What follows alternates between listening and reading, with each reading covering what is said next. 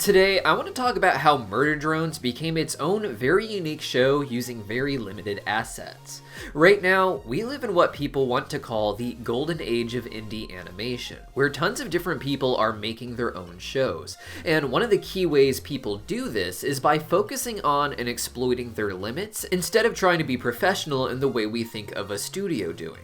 To explain this, let's explore the structure of Murder Drones and its similarities and differences from the 2D animated hit Hell of a Boss. Now, for those who cannot draw or simply don't have enough money to continually pay for animation, 3D is a great substitute. In my experience, animation fans prefer 2D in general. It's what makes animation to them.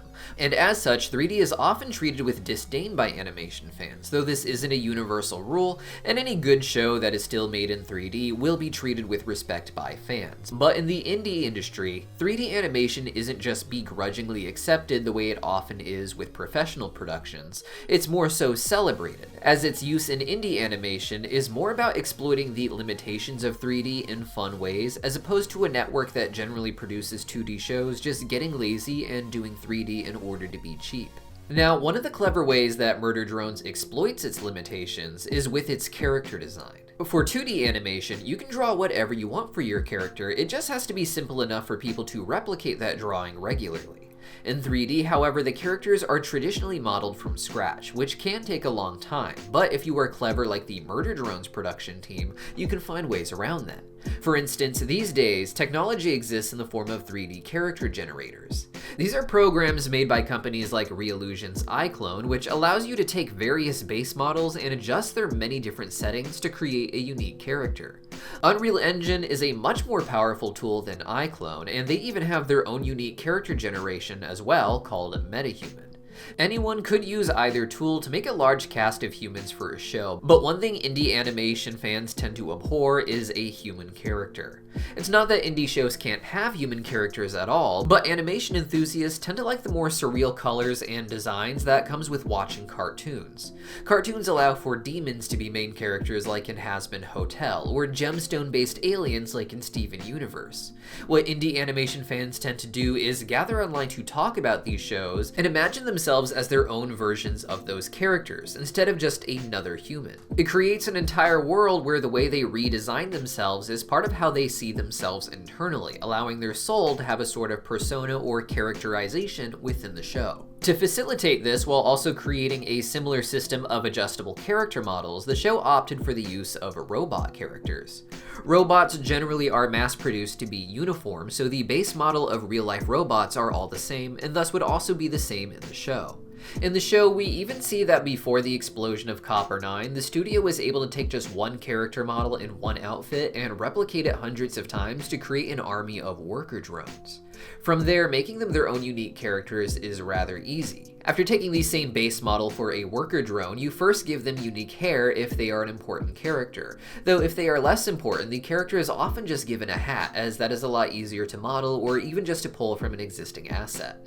They likely have their own system for designing things like hair for the main characters, though you can find a lot of anime-style 3D wigs online for a simple purchase to use on your own characters in various productions. Finally, in addition to simple assets like clothes, the characters are given their own eye color to make them stand out, such as Uzi's purple eyes or Doll's red eyes. And suddenly, you have characters built off of the same, very simple base model, but that feel very unique from each other. With this process, they were able to create a large cast of recurring and important characters, copying the format for the disassembly drones, but giving them different limbs in order to make them taller, and of course giving them their wings and enhancements for their monster modes.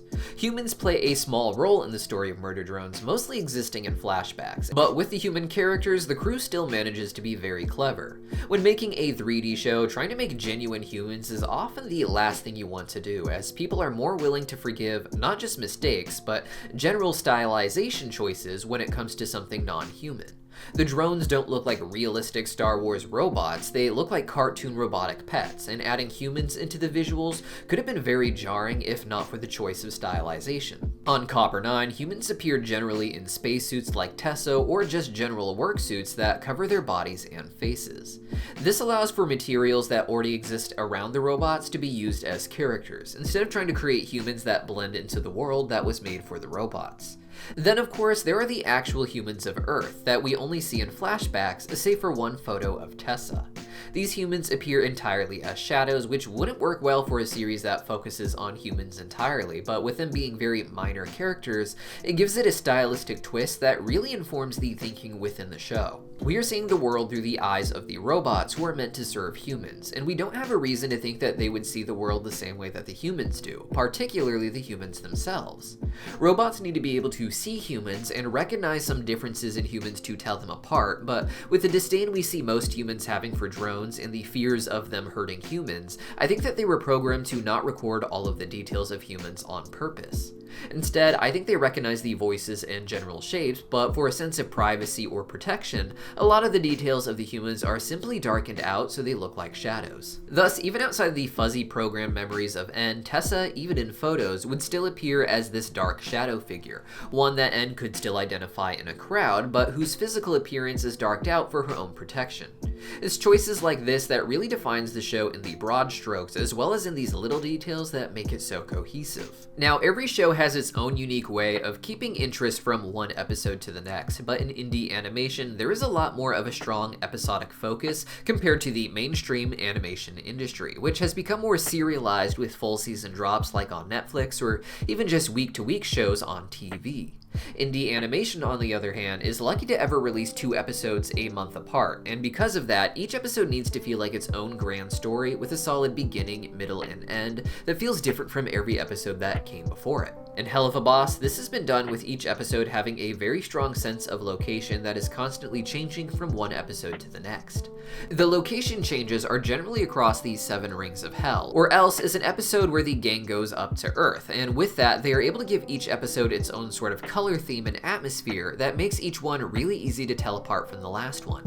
Because of that, in Hell of a Boss, you are never confused about which event happened first or in what episode, because they are all so distinct. Each episode is pretty much guaranteed to take you someplace new, even if just to a new location in a ring we visited a year ago.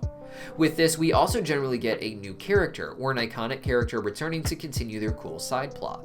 Murder Drones focuses on a more serialized plot, with each episode definitely pushing the story forward instead of drawing it out, but they do manage to give each episode a sort of self-contained theme to trap their serialized plot elements in, and give episodes a strong sense of closure as they wrap up a particular location.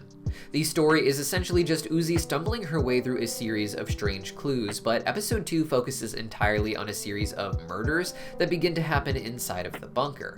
Episode 3 develops the theme of the prom, and from there, each episode, like Hell of a Boss, gets more distinct with its locations. Now in 3D, using the same location is part of the process of saving money. The less you have to design, the less you have to spend. These days, however, a lot of smaller productions use pre-existing assets that they can edit and then mix and match in order to look more unique. In Unreal Engine's marketplace, for instance, there are a large number of extremely high-quality 3D locations that can be edited as well as mixed together, with each of these pre-built locations really just being an asset pack designed for you to create something a bit more unique with by mixing with other assets. I would actually say that between episodes 1 and 2, the lack of location changes kind of hurt the show, making it feel a bit too self-contained before episode 3 brought in its visual themes with the prom, and episode 4 brought in the location changes. For those first few episodes, the key 3D asset used seems to be a modular bunker kit, such as the ones that can be found on the Unreal Engine marketplace, but with some changes made. Cool little metal bases that were repurposed in the show to be a sort of underground home for the drones that match them aesthetically. In episode 4, the gang goes to Murder Camp, which appears to be another pre-built asset pack that was mixed and matched with some of the assets they had for the exterior of the base and the general Copper 9 planet. Episode 5, of course, focused largely on the mansion from Earth, which was perhaps the most refreshing change of scenery across the series, giving us a bit more color. Episode 6 then had the gang going into the strange office building, which was used as a strange sort of research lab that would lead down into the more secret research lab in the basement for episode 7. Then, in episode 7, we got the church, with the episode itself having a note on the wall that explains that this is a very random location to use as a lab. But even the outside of the church itself looks like this very specific Unreal Engine model from the marketplace if you compare their jagged little triangle patterns as well as the little star looking thing at the top of the pole that appears on both of them. With so many assets designed to naturally blend together by Unreal Engine artists, it's easy for productions like Glitch to buy a whole bunch at relatively cheap prices and create very unique looking sets by simply matching a few of them together. Even in my own cartoon, The Magical Girl Garnet Heart, we used Unreal Engine by editing certain bar locations to turn into our main character's secret base. And for the outside, we took a beautiful wilderness location they had and simply painted over it. So basically, by making a system of easily replicated characters and choosing a base theme of machines in outer space, Murder Drones was able to create what feels like multiple distinct locations on a very cheap budget, with the actual cost of the production going largely towards the movement and the animation itself, particularly the intense action scenes such as seen in the latest episode, giving a sense of grandeur while still being rather inexpensive to produce overall. But what do you guys think? Let me know what you think about the Murder Drones production line in the comments down below, as well as what kind of show you'd make with these tips and tricks, and I'll see you guys next time.